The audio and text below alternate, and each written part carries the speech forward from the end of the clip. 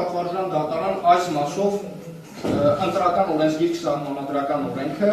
հստակ իրավակարգավորում ունի այս մասով անձեռնունքելիությունից զրկելու հետ կապված, մասնավորապես 90-րդ հոդվածի 5-րդ մասը ուղիղ նշում է, որ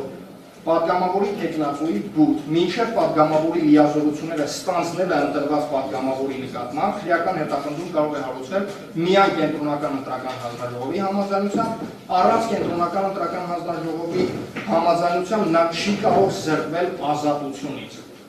Այս մասով պատվարժան դատարան հարկ եմ համարում նշել, որ կենտրոնական ընտրական հանձնաժողովը համաձայնություն է տվել ինչպես Դավիթ Ղազարյանի նկատմամբ քրեական հետապնդում հարուցելու, այնպես էլ վերջինիս ազատությունից զրկելու հարցերի վերաբերյալ։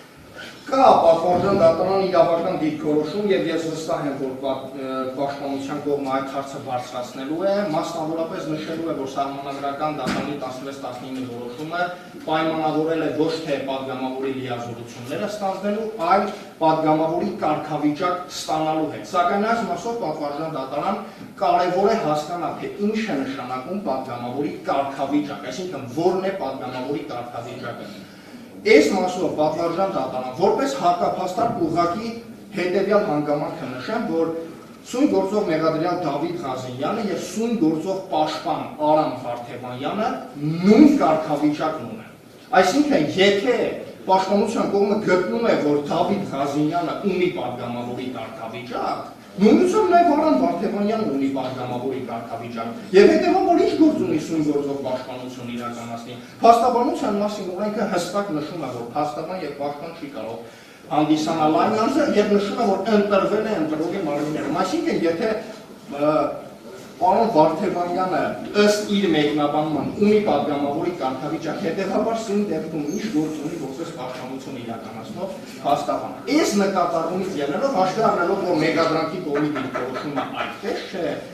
ձեր հարցին ի պատասխան մեղադրանքի կողմը գտավ, որ պարոն Արամ Վարդևանյանի մասնակցությունը բացառող հանգամանք այս պահին չունի։ Ինչի համար, որովհետև մեղադրանքի կողմը գտնում է, որ պարոն Արամ Վարդևանյանը այս պահին չունի պատգամավորի կարգավիճակ, այլ ունի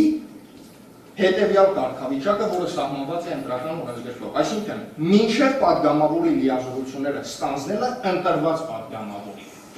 կարգավիճակ ունի, ոչ թե պատգամավորի կարգավիճակ, պատվարժան դատարան սահմանադրի իմաստով։ Այս մասով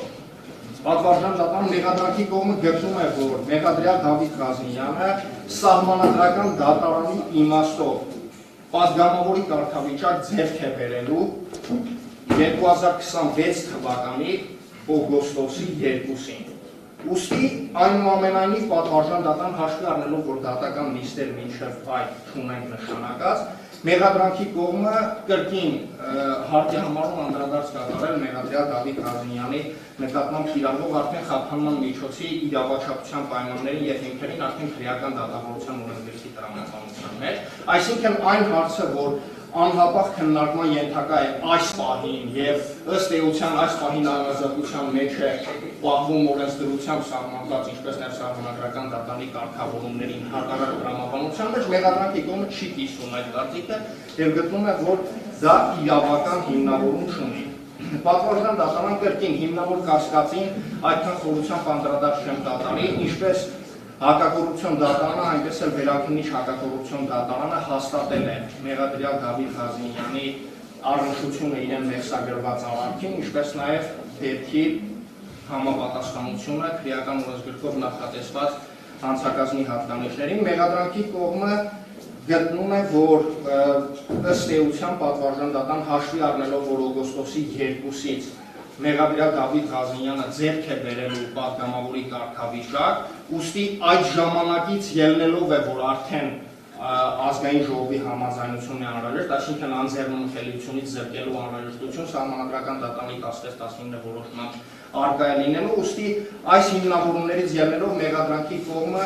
միջնորդում է մեղադրյալ Դավիթ Ղազարյանի նկատմամբ կիրառված կալանք խափանման միջոցը փոփոխել,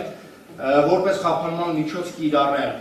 գրավը 1 միլիարդ դրամի չափով վարչական հսկողությունը եւ բացակայելու արգելքը համակցված, վարչական հսկողության սահմանափակումների վերաբերյալ մեղադրանքի կողմը գտնում է, որ կիրառելի է քրեական դատավորությանը մասնակցող անձանց հետ սահմանափակման անհրաժեշտություն, ինչպես նաև վարչական հսկողության համապատասխան վերահսկողության էլեկտրոնային միջոցների կիրառման։ Ըստ էության այսքանը բավարար դատարան, շնորհակալություն։